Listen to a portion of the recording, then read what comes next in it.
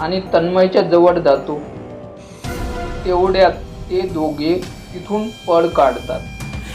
तो राक्षस त्यांच्या मागावर असतो. ते पडत पडत देवीच्या मंदिराजवळ पोहोचतात. मागे असलेला ब्रह्मराक्षसाला बघून ते मंदिरात प्रवेश करतात. त्यांना मंदिरात जाताना बघून तो राक्षस मंदिरात जायचा प्रयत्न करतो, पण त्याला देवीच्या मंदिरात प्रवेश करता येत नाही. तो जितका मंदिरात शिरायचा प्रयत्न करतो त्याला तेवढा त्रास होतो. राक्षस मंदिरात येण्याचा प्रयत्न करतो हे बघून शरद आणि लोकेश जीव वाचवण्यासाठी देवीसमोर प्रार्थना करतात.